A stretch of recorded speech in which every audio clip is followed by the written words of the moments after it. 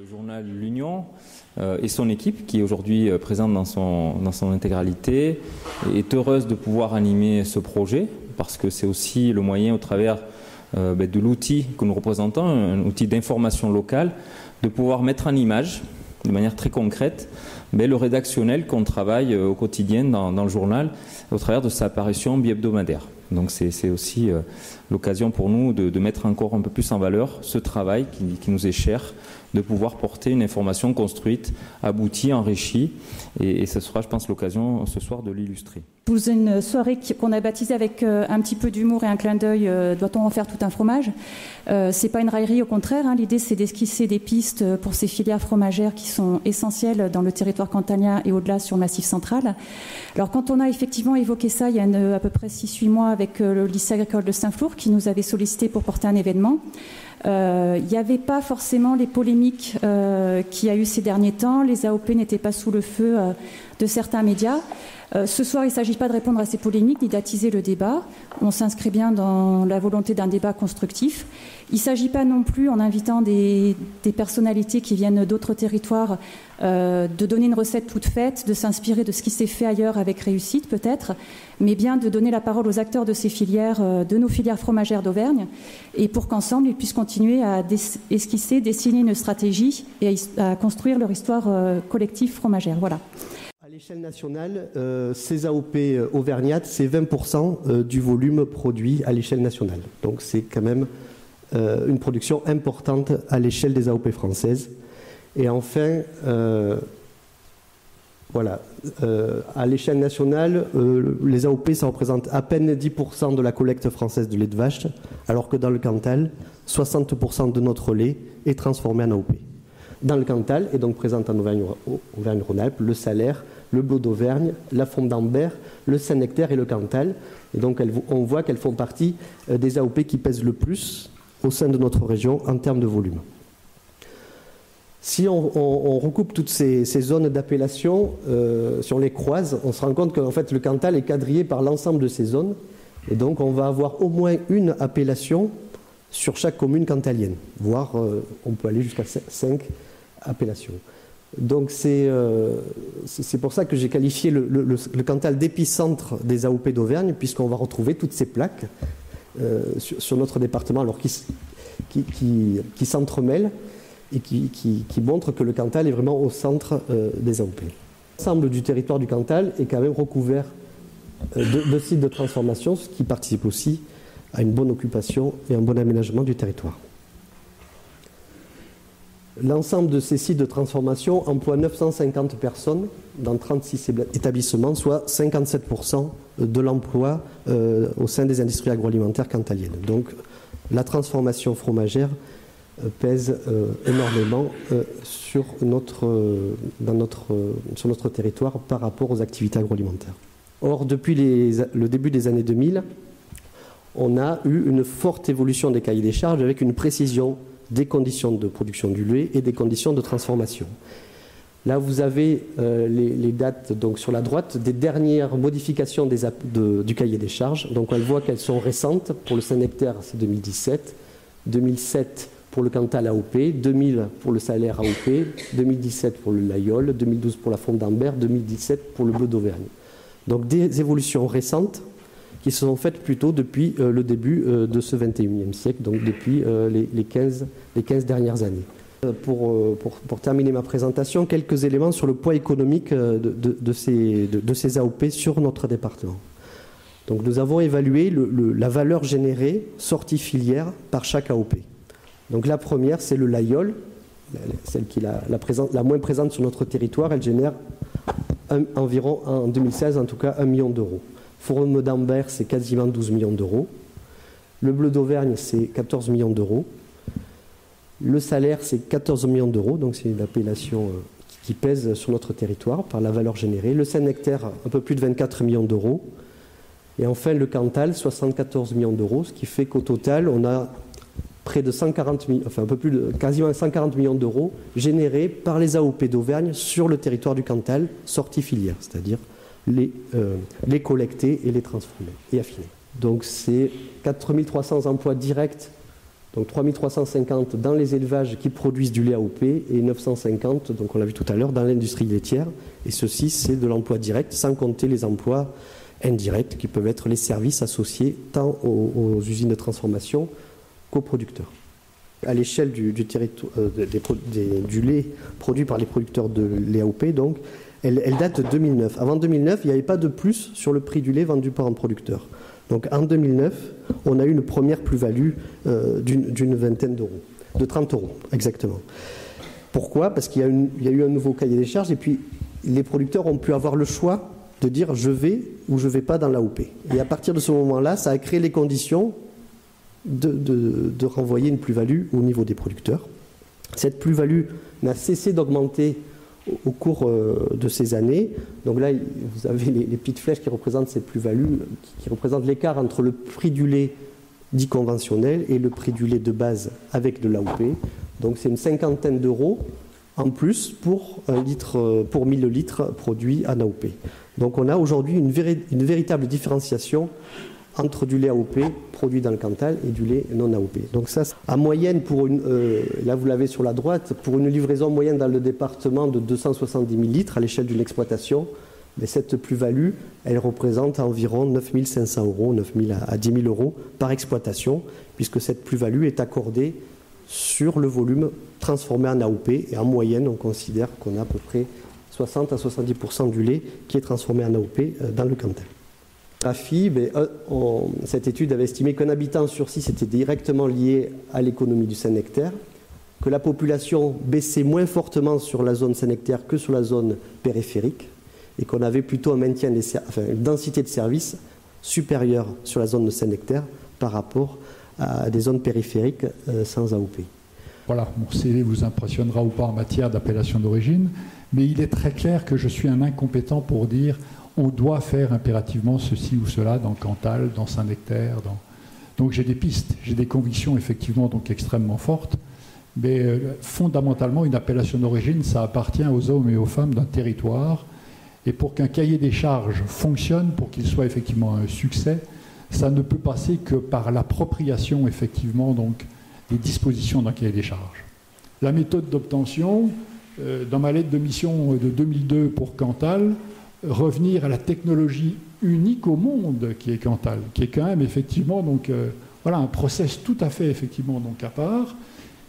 On ne pouvait pas l'abandonner. Vous ne pouviez pas l'abandonner.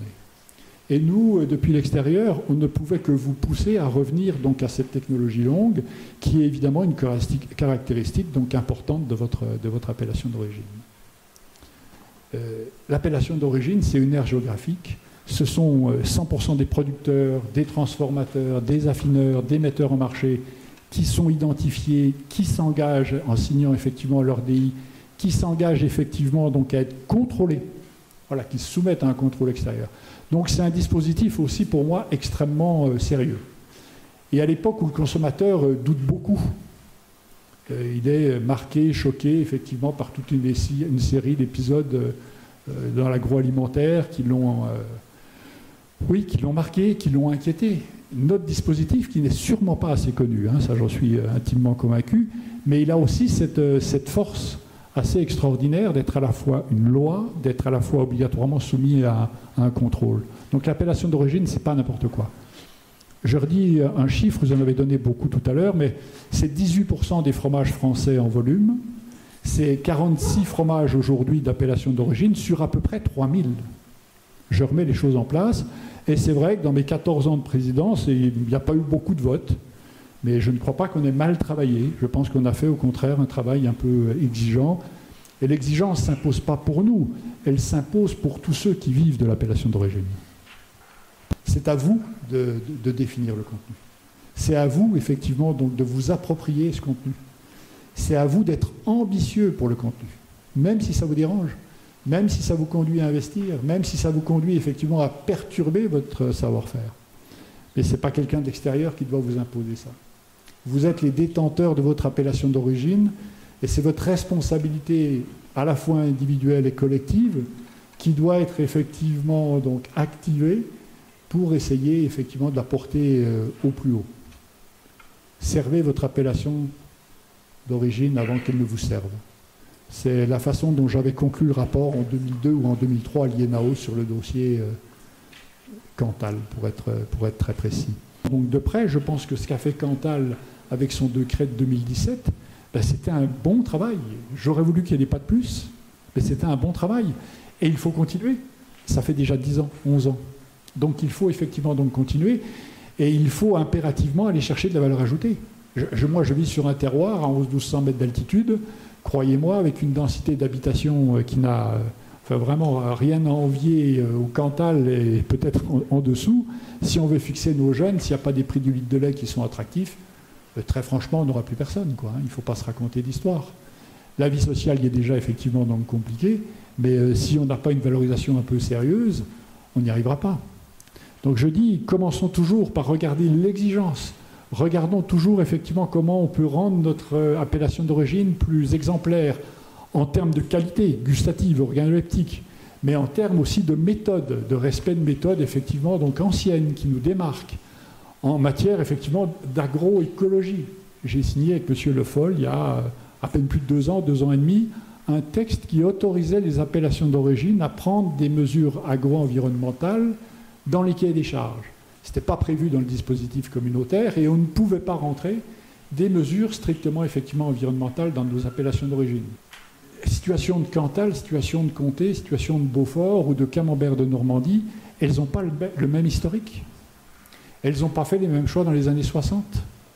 Donc leur demander de faire exactement la même chose, voilà, c'est méconnaître la réalité. Si vous demandez à quelqu'un effectivement de faire un trop grand pas, s'il n'a pas la capacité de le faire, il ne le fera pas. S'il le fait en 2 temps, et peut-être effectivement en 2 fois 10 ans, eh bien, il faut se dire que ça sera très bien. Voilà. Il faut aussi être réaliste pour voir effectivement ce qui peut se faire, mais il faut toujours se battre pour essayer d'en mettre le plus possible. Voilà, le plus possible. C'est comme ça qu'on arrive à se servir. Le maïs n'était quand même pas une plante habituelle de nos zones de montagne que nos bêtes allaient brouter. Mais je deviens provocateur, là. Pardonnez-moi, mais je suis un peu... Je l'ai toujours... Enfin, ceux qui me connaissent le savent. Voilà. Mais respectueux du travail qui est fait, toujours. Toujours. Toujours. Le fameux storytelling, c'est-à-dire mettre en musique et raconter une histoire, pas raconter des histoires, il ne faut pas se tromper, mais raconter une histoire, une belle histoire, et c'est expliquer ce qu'est une AOP, et ainsi de suite. Donc voilà, et ça, ce boulot-là, c'est effectivement à nous, distributeurs, mais quand je dis nous, distributeurs, je pense à tous les modes de distribution aujourd'hui. Dès lors que le produit ne se raconte pas tout seul, c'est à nous d'avoir les éléments, d'avoir les billes pour pouvoir raconter cette histoire au consommateur, amener du sens, faire la différence et donc amener de la valeur, logiquement, à tous les stades de la filière. Regardez, nous aussi, un rôle dans l'histoire. On a tout intérêt à avoir nos petits monsieur Arnaud, entre guillemets, je ne veux pas m'appuyer toute la soirée sur vous, mais avoir la personne au rayon fromage coupe qui est capable de raconter non seulement l'histoire des AOP d'Auvergne, savoir expliquer, alors sans aller jusqu'à la microbiodiversité, la composition de la flore, mais savoir raconter ces histoires-là. Et je pense que il faut, justement, nous, agriculteurs, c'est peut-être un petit peu... Il faudrait savoir se transposer à un moment donné dans cet état de choses pour pouvoir justement dire bon, mais voilà, qu'est-ce qu'attend aujourd'hui le consommateur. Il faut savoir communiquer sur sa région, sur ses produits, etc. Et je pense que ça correspond à une attente consommateur, vraiment. Et aujourd'hui, la grande distribution est également très sensible à ce propos. Et je pense que c'est pour ça qu'on est amené à travailler avec eux depuis longtemps et de plus en plus. Voilà.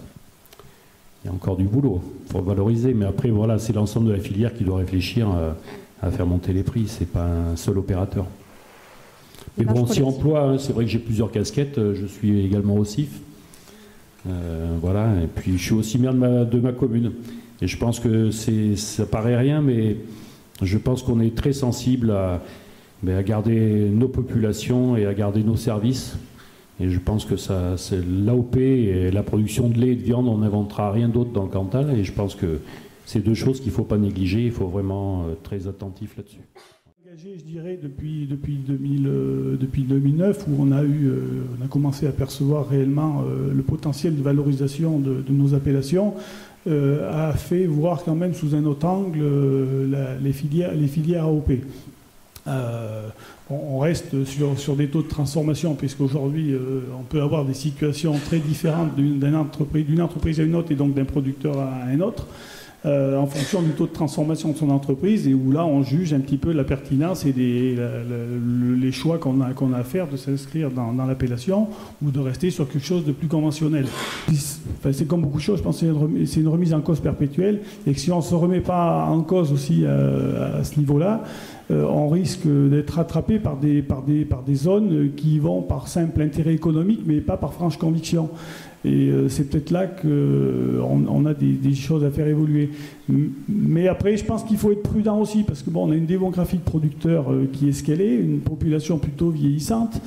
Voilà, faut être très prudent dans la façon dont on veut faire évoluer les choses, de façon à ne pas trop faire peur aux gens dans la remise en cause de cahier des charges ou quoi que ce soit, même si ça reste certainement quelque chose d'indispensable pour avoir une longueur d'avance et s'identifier de manière différente par rapport à de la production de masse qui viendrait d'autres régions, voire d'autres pays, quoi.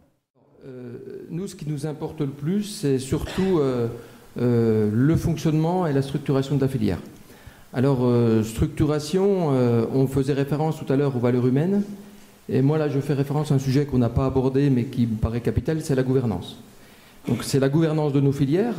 On voit ici, et sur le paysage, que ça se passe beaucoup mieux ici qu'il y a 10 ans. Et c'est certainement un des points de progrès.